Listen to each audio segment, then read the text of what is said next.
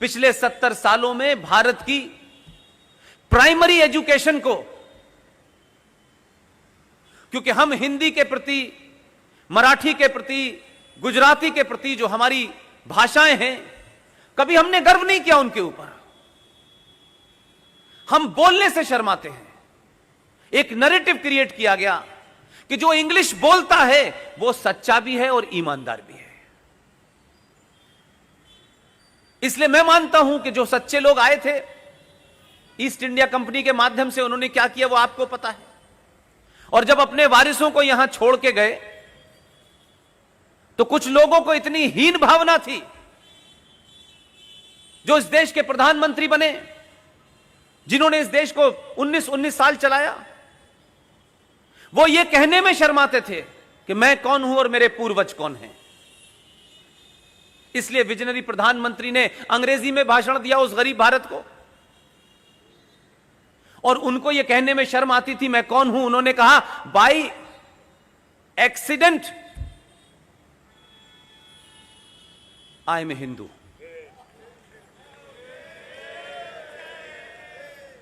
Bye culture I am a Muslim,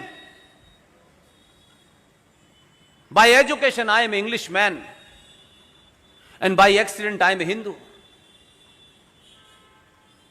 culture का पता है, एजुकेशन का पता है, एक्सीडेंट कहां हुआ था यह भी बताएं। तो जो आपके देश को चला रहे थे, जो एक ऐसा पुरुष होता है या एक ऐसी महिला होती है जो लीड करती है देश को, उसको देख करके आपके अंदर एक गर्व की भावना हो, एक जोश आपके अंदर भर दे। लीडर आपका ऐसा होना चाहिए था, लेकिन सक्सेसिव सरकारों ने इसी किस्म के लोगों को आगे बढ़ाया। और मेरे और आपके सामने संकट ऐसा खड़ा किया है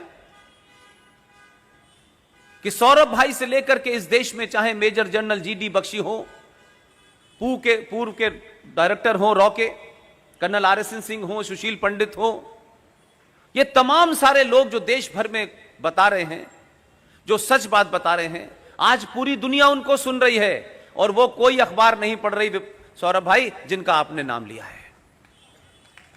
आज या तो घरों में वो अखबार आते हैं, और जिन घरों में डाइनिंग टेबल पे खाना नहीं खाया जाता उन घरों के अंदर वो अखबार खाना खाने के लिए बिछाए जाते हैं।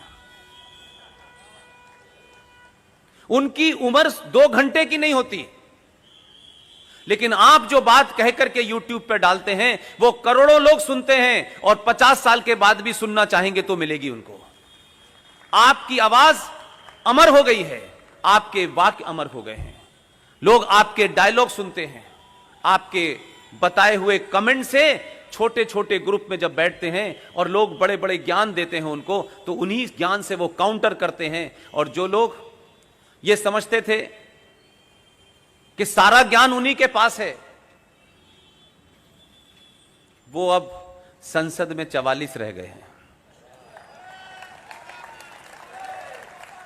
उनके पैरोकार जो अखबारों के एडिटर थे, और ऐसी पत्रकारिता कम से कम मैंने नहीं देखी, क्योंकि 12 साल से मैं आपका जो प्रिय दोस्त है मुल्क, उसके साथ की।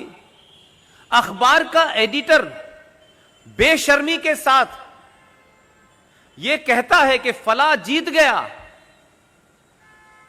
तो मैं देश छोड़ के चला जाऊंगा। ऐसा एडिटोरियल, ऐसी विचारधारा इससे पहले मैंने कभी नहीं सुनी। आपको किसी से नफरत है, प्यार है, एडिटोरियल का जो अखबार है उसमें अपनी गंदगी लिख दें, लेकिन एक एडिटर की कुर्सी पे बैठने के बाद आप ये कैसे कह सकते हैं कि वो जीतेगा तो मैं चला जाऊंगा। तो पत्रकारिता का रूप, उस पे ज्यादा चर्चा नहीं करनी। 25 साल रहा हूं, ज्यादा चर्चा करूंगा तो फिर बहुत लोग बेनकाब होंगे, उसे नहीं चाहता मैं। इसलिए मैं कहता हूं कि जिन मुद्दों पे अगर शुरू से भी 4-5 बात हो जाती तो हम आज के दिन की चर्चा नहीं कर रहे होते। तो ये जो कैलेंडर के साथ जघन्य अपराध भारत की पार्लियामेंट में हुआ, किसी ने नहीं पूछा इस 70 सालों में, किसी अखबार के एडिटोरियल में यह नहीं लिखा कि जब यह संसद में पास 22 मार्च 1957 को हो गया था तो फिर यह छपा क्यों नहीं। कौन लोग थे जिन्होंने इसको छापने से रोक दिया? इसीलिए मराठे जी ने इसमें एक और अच्छा काम किया है कि भारत के जो संविधान की मूल कॉपी है, जिस संविधान सभा ने यह संविधान बनाया और उसी संविधान सभा के लोगों ने इस पे यह चर्चा की कि भारत का संविधान, अगर इसके ऊपर हम भारत ना भी लिखें तो कोई भी इस संविधान को हाथ में ले और जैसे ही इसको खोले तो उसको लगे कि यह भारत का संविधान है। इस चर्चा के बाद में बाकायदा एक कमेटी बनी और उस कमेटी ने कहा कि इसमें जहां जहां खाली जगह है, जहां स्पेस है, उन स्पेस को भारत की सनातन संविदा, हमारा इतिहास से लेकर के 1947 तक जो भी महापुरुष लगते हैं, हम उन चित्रों से इसको दर्शाएंगे। नंदलाल बोस के अंडर में यह कमेटी बनी। बंगाल के शांति निकेतन के बहुत बड़े आर्टिस्ट थे। 5 लोगों की कमेटी थी और वहां के कुछ छात्रों ने मिलकर के 40 स्केच बनाए और कुल मिलाके 22 फाइनल हुए। भारत के ओरिजिनल संविधान में उन 22 चित्रों को जगह दी गई। लेकिन किसके कहने से, उन किन कारणों से आपको ओरिजिनल कॉपी के बाद जितने भी संविधान की कॉपी छपी उसमें से वो चित्र निकाल दिए गए? क्योंकि उन चित्रों में जिस भारत को विजनरी प्रधानमंत्री बताना चाहते थे वो उसमें नहीं था। लिहाजा बहुत सोच समझ के,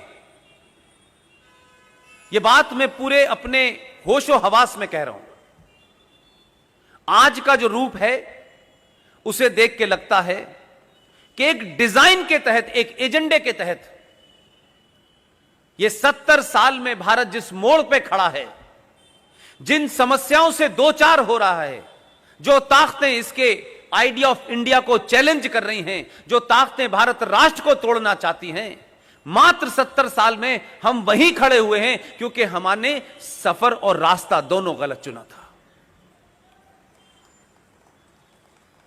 और हम तमाम, इस समाज ने कभी इन विषयों को अगर उठाया होता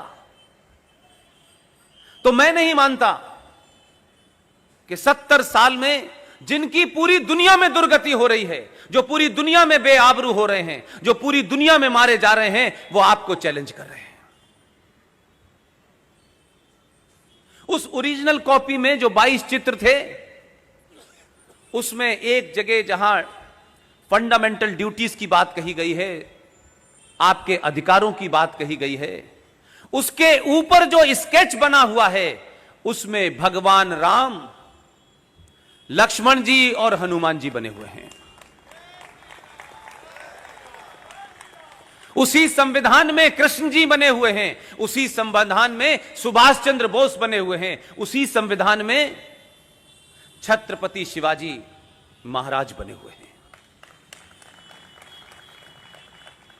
उसी के अंदर गुरुकुल की शिक्षा के बारे में चित्र बना हुआ है, उसमें महावीर भी हैं, उसमें गौतम बुद्ध भी हैं। आप थोड़ी देर के लिए सोचिए, चित्र की अपनी ताकत होती है, विजुअल्स की अपनी ताकत होती है। क्यों किसके कहे आज तक पता नहीं चल पा रहा।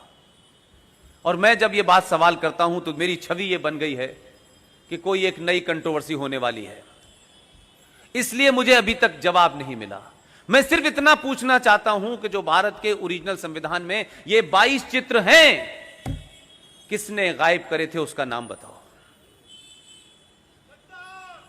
और अगर ये गायब हो गए हैं तो आज भारत में एक ऐसी सरकार है जो कहती है राष्ट्र प्रथम है। इस सरकार को कुछ नहीं करना है, कोई कैबिनेट की मीटिंग नहीं बुलानी, कोई राज्यसभा लोकसभा में बिल नहीं पास कराना है, सिर्फ इतना ही करना है, पुराने रिकॉर्ड निकाले और संसद की उस कार्रवाई के बारे में जितनी डिटेल मेरे पास है, अगर खुलेआम कह रहा हूं सरकार के कोई लोग हों तो मुझसे ले ले। और इसी सरकार में और इसी सदन में खड़े होकर कहे कि जो इस सरकार ने इस संसद में पास किया था कल से वही लागू हो।